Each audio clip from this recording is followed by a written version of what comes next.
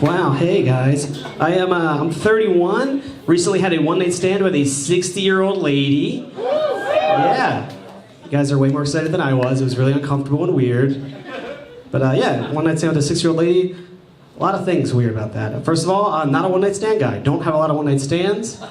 It's usually really weird if it happens. I went home with a lady once, and she was like, look, John, I'm not going to sleep with you. I'm not comfortable being the kind of girl who sleeps with two guys on back-to-back nights.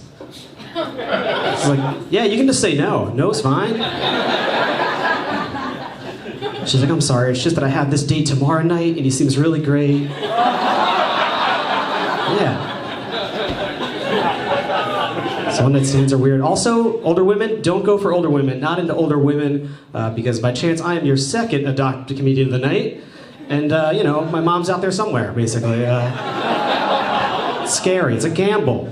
You know, my friends, they love this cougar bar. They're always trying to go to this cougar bar. Like, come on, dude, let's go meet some cougars. Let's go meet some MILFs. I was like, guys, there's only one MILF for me, all right? And that's the mom I'd like to find, all right? That's my kind of MILF. So I get dragged to the cougar bar. This woman immediately strikes up a conversation with me by saying, oh my God, you look just like a friend I had years ago. Can I buy you a drink? And I was like, well, that's weird, but oh, free drink, you know? I'm not gonna say no to that. Got to talking to her. She's like, how old are you? I was like, I'm 30. She's like, oh my God, I'm old enough to be your mother. I was like, yeah, let's not talk about that. Let's talk about something else. I was like, I'm not gonna ask your age, but by chance, were you pregnant in 1986? Can I ask that? And then I had sex with that lady. Had sex with her. You guys don't think she's my mom, do you? That'd be weird. Seems unlikely, right? What are the odds that she's my mom? What are the odds? When I woke up the next morning, she was gone. What are the odds the same lady abandoned me twice, right? Seems unlikely. Damn.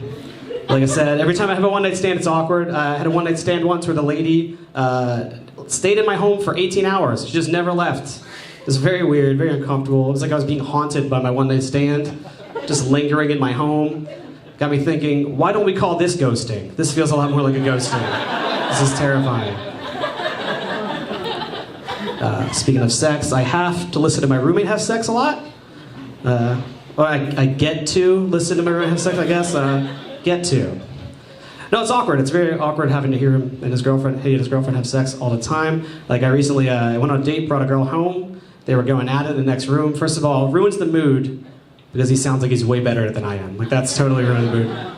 Then my date says to me, hey, do you listen to this a lot? I was like, yeah, this happens all the time. She's like, do you ever masturbate to it? I was like, what are you, a fucking psycho? What? Why would I ever admit to that? That's insane. What's the matter with you? I mentioned it to my other roommate. I was like, man, they're having sex again. I always listen to this. He's like, dude, you're just jealous. I was like, oh, is that it? That's why.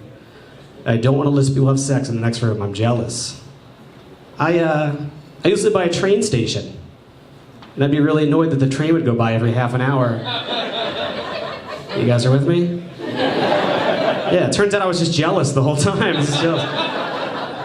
Every time the train goes by, I'm just like, I'm never on the train. Ah, damn it.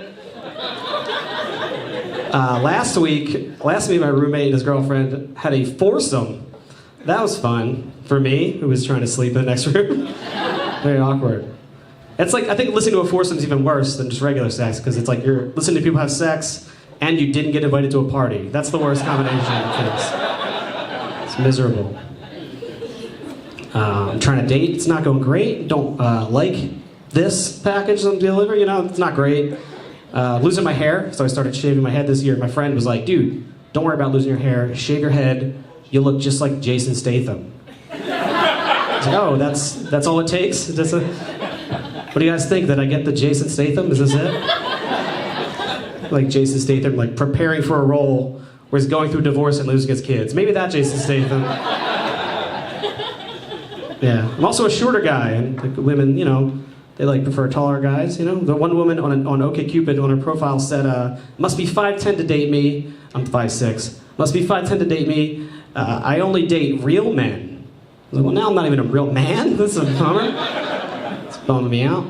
Like, here's a sure thing you're not going to get laid on a date. If at any point during the date you go back to back to see who's taller. It's not happening. Even when I'm taller, it doesn't happen.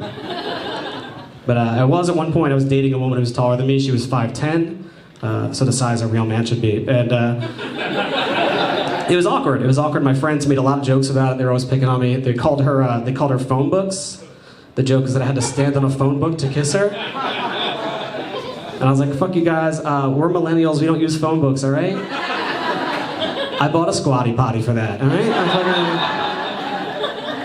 But sex was awkward, because she's taller than me. Like, a lot of people are like, oh, everyone's the same size laying down. It's like, yeah, that's just a nice thing people say. It's not how it works. Like, being on top of her, very unwieldy. A lot of legs, you know? A lot of legs, a lot more legs than I'm used to working with. It was like trying to close a sofa bed that wasn't cooperating. It's really bad. And I couldn't get it shut. I'm gonna go, guys. I'm John Deary. Thank you.